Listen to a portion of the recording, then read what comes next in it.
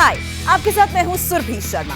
India TV YouTube channel subscribe करिए, bell icon दबाएं। प्रधानमंत्री मोदी ने देश में कोरोना के हालात पर हाई लेवल बैठक की। ऑक्सीजन और मेडिकल इंफ्रास्ट्रक्चर की समीक्षा की। 3 एम्पावर्ड ग्रुप से प्रेजेंटेशन दिया। दिल्ली हाईकोर्ट ने दिल्ली सरकार को कड़ी फटकार लगाई। कहा, ऑक्सीजन और दवाइयों की ब्लैक मार्केटिंग रोकने में सरकार पूरी तरह फेल है। हाईकोर्ट ने दिल्ली सरकार से पूछा, अगर आपसे हालात नहीं संभल रहे हैं तो बताइए, हम केंद्र को स्थिति संभालने को कहेंगे। दिल्ली हाईकोर्ट ने कहा, सरकार के पास पावर है, ऑक्सीजन की ब्लैक मार्केटिंग करने वालों के खिलाफ एक्शन ले। दिल्ली हाईकोर्ट ने दिल्ली सरकार से पूछा, क्या यही मानवता है? ये गिद्ध बनने का वक्त नहीं है। हाईकोर्ट ने दिल्ली सरकार से कहा, सभी अस्पतालों और दवा दुकानों से रेमडेसिविर और दूसरी दवाइयों की जानकारी इकट्ठा करें। हाईकोर्ट ने केजरीवाल सरकार से बुधवार सुबह 10 बजे तक ऑक्सीजन स्टॉक पर हलफनामा दाखिल करने को कहा। दिल्ली हाईकोर्ट ने दिल्ली के अस्पतालों और नर्सिंग होम में हुई मौतों की भी जानकारी मांगी। 4 दिन के अंदर जवाब देने को कहा। दिल्ली हाईकोर्ट ने ऑक्सीजन प्लांट कंपनियों को फटकार लगाई। कहा, लोग मर रहे हैं और आप मुनाफा कमा रहे हैं। अशोक होटल में 100 कमरे बुक करने पर दिल्ली हाईकोर्ट ने स्वतः संज्ञान लिया। कहा, हमने होटल से हमारे लिए कमरे रिजर्व करने को नहीं कहा। अशोक होटल मामले में दिल्ली सरकार ने जांच के आदेश दिए। कहा, ऑर्डर के बारे में सीएम और डिप्टी सीएम दोनों को ही मालूम नहीं था। कोरोना महामारी पर सुप्रीम कोर्ट में भी सुनवाई हुई। शुक्रवार तक केंद्र और राज्य सरकारों से जवाब मांगा गया। सुप्रीम कोर्ट ने केंद्र से ऑक्सीजन सप्लाई का नेशनल प्लान पूछा। रेमडेसिविर इंजेक्शन की सप्लाई की डिटेल भी मांगी। सुप्रीम कोर्ट ने वैक्सीन की कीमत पर भी सवाल उठाए। पूछा, राज्य और केंद्र के लिए अलग अलग दाम क्यों? सुप्रीम कोर्ट ने हाईकोर्ट में चल रहे मामलों को रोकने से इनकार किया। कहा, नेशनल इमरजेंसी के वक्त मूक दर्शक बनकर नहीं रह सकते। केजरीवाल का ऐलान, दिल्ली में अगले 1 महीने में लगेंगे 44 नए ऑक्सीजन प्लांट। फ्रांस से रेमडेसिविर के 21 प्लांट इंपोर्ट होंगे। केजरीवाल के मुताबिक 30 अप्रैल तक केंद्र सरकार दिल्ली में लगाएगी 8 ऑक्सीजन प्लांट। थाईलैंड से आएंगे 8 ऑक्सीजन टैंकर। दिल्ली के गंगाराम अस्पताल को मिला 3.5 टन ऑक्सीजन। अस्पताल ने कहा, पहले से बेहतर है स्थिति। दिल्ली में जल्द ही 1200 आईसीयू बेड्स बनकर तैयार होंगे। जीटीबी अस्पताल के बाहर बन रहा है नया अस्पताल। दिल्ली के रामलीला ग्राउंड में 500 बेड का दूसरा कोविड सेंटर बन रहा है। युद्धस्तर पर काम जारी।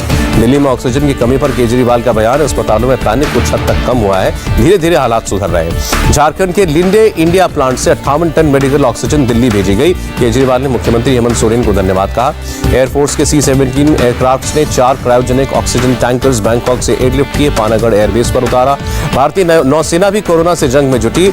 नेवल शिप से विशाखापट्टनम से ऑक्सीजन सिलेंडर्स पोर्ट ब्लेयर पहुंचाए। पुणे में पिंपरी चिंचवाड़ पुलिस ने ऑक्सीजन कोऑर्डिनेशन टीम बनाई। प्लांट से अस्पताल तक पहुंचाएंगे ऑक्सीजन। ओडिशा में 90 टैंकर्स यूपी, एमपी, महाराष्ट्र जैसे कई राज्यों को भेजे जाएंगे। कुल 1671 मीट्रिक टन ऑक्सीजन सप्लाई की। हरियाणा सरकार ने चंडीगढ़ में बनाया कंट्रोल रूम। ऑक्सीजन सप्लाई से संबंधित समस्याओं का ही समाधान कर सकेगा। राजस्थान के अलवर में नया ऑक्सीजन प्लांट लगाया गया। गुजरात से सिलेंडर एयरलिफ्ट किए गए। मुंबई में बीजेपी सांसद मनोज कोटक मदद के लिए आ गया है। जरूरतमंदों को ऑक्सीजन कॉन्सेंट्रेटर बांटे। उत्तराखंड के मुख्यमंत्री तीरथ सिंह रावत ने देहरादून में लिंडे ऑक्सीजन प्लांट का निरीक्षण किया। तमिलनाडु में एक्शन में PWD सरकारी अस्पतालों में 12,370 ऑक्सीजन बेड्स लगाने का काम शुरू। भूटान भी भारत की मदद के लिए आगे आया। हर दिन 40 metric ton liquid oxygen Assam भेजेगा। यूरोपियन कमीशन भारत की मदद करेगा। आने वाले दिनों में सदस्य देश ऑक्सीजन और मेडिकल इक्विपमेंट भेजेंगे। ऑस्ट्रेलिया 500 वेंटिलेटर्स तुरंत भारत भेजेगा। अगले हफ्ते 100 ऑक्सीजन कॉन्सेंट्रेटर्स की भी सप्लाई करेगा। वैक्सीनेशन पर सुप्रीम कोर्ट का राज्यों को नोटिस। 18 साल से ऊपर के लोगों को टीके पर तैयारियों की बुधवार तक जानकारी मांगी। महाराष्ट्र में कोविशील्ड वैक्सीन 20 मई के बाद मिल पाएगी। स्वास्थ्य मंत्री राजेश टोपे के मुताबिक सीरम इंस्टीट्यूट ने जानकारी दी। बुधवार को महाराष्ट्र सरकार की कैबिनेट मीटिंग बैठक में फ्री वैक्सीनेशन पर हो सकता है फैसला। मुंबई की मेयर किशोरी पेडनेकर का बयान, सभी सेंटर्स 1 मई से वैक्सीनेशन करेंगे, लेकिन सवाल है कि वैक्सीन उपलब्धता हो। मुंबई के BKC वैक्सीनेशन सेंटर में वैक्सीन लगवाने के लिए भारी भीड़, लंबी कतारें लगी। कांग्रेस नेता बाला साहब थोराट को सोनिया गांधी ने किया फोन। कहा, महाराष्ट्र में वैक्सीनेशन में तेजी लाई जाए। आंध्र प्रदेश के विशाखापट्टनम में वैक्सीन लगवाने की होड़। वैक्सीनेशन सेंटर्स पर उमड़ी लोगों की भीड़।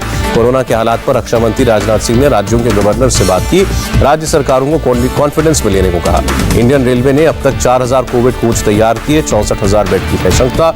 रेलवे ने अब तक पूरे देश में 169 कोविड कोच भेजे। दिल्ली में 75 रेलवे कोच तैनात किए गए।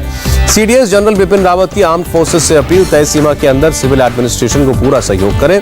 ताइवान ने भारत की मदद की पेशकश की। राष्ट्रपति साई इंग वेन ने कहा, मुश्किल वक्त में भारत के साथ। देश में घटने लगी कोरोना की रफ्तार। 24 घंटे में 3,23,000 नए केस सामने आए। 2,771 मौतें। देश में अब एक्टिव केस बढ़कर 28,82,204।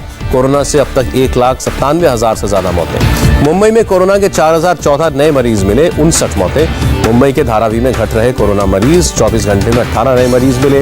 नागपुर में कोरोना के 6,287 नए मरीज आए, 101 मौतें।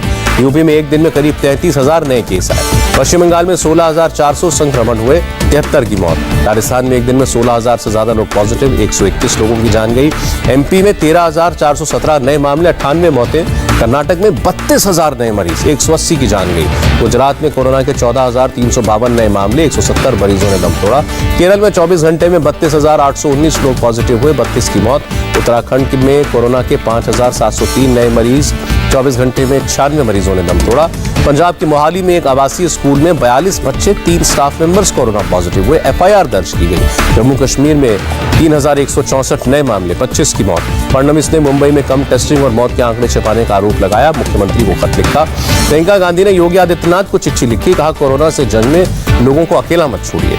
महाराष्ट्र के बीड में आई शर्मिंदा करने वाली तस्वीर, 22 शवों को एक एम्बुलेंस में ठूस कर शमशान भेजा गया। भोपाल में बीजेपी बना रही है 1,000 बेड का नया आइसोलेशन सेंटर, योग सेशन की व्यवस्था होगी। भोपाल के क्वारंटीन सेंटर में रामायण और महाभारत भी दिखाई जाएगी, गायत्री पाठ होगा। एमपी के रतलाम में नकली रेमडेसिविर इंजेक्शन बनाने वाले गिरोह का पर्दाफाश, 7 गिरफ्तार। बिहार जेल में बंद गैंगस्टर छोटा राजन कोरोना पॉजिटिव, एम्स में भर्ती।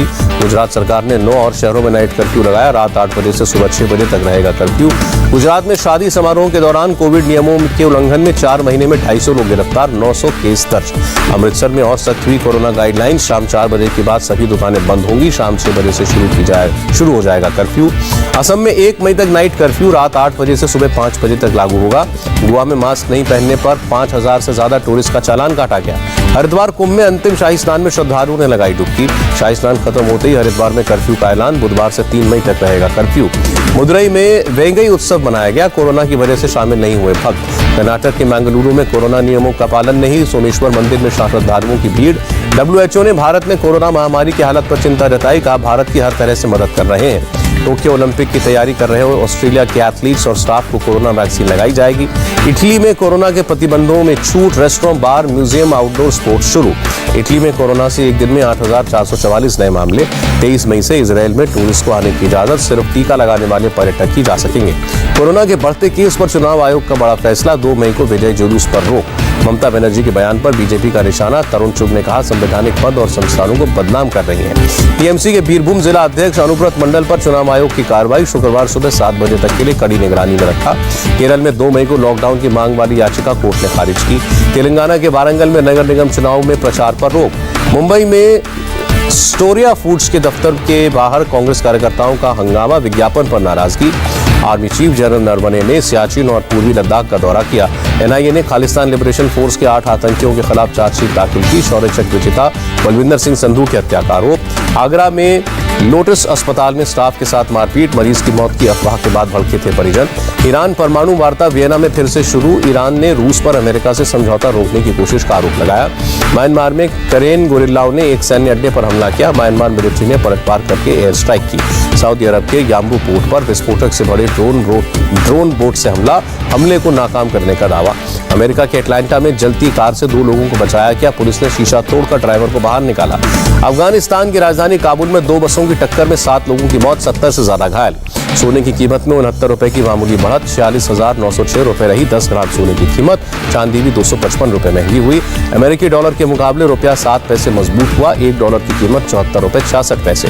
सेंसेक्स में 557 अंकों की बढ़त, निफ्टी में भी 168 अंकों का उछाल। आईपीएल में शामिल विदेशी खिलाड़ियों को बीसीसीआई का आश्वासन, टूर्नामेंट खत्म होने पर सुरक्षित वतन वापसी का भरोसा किया।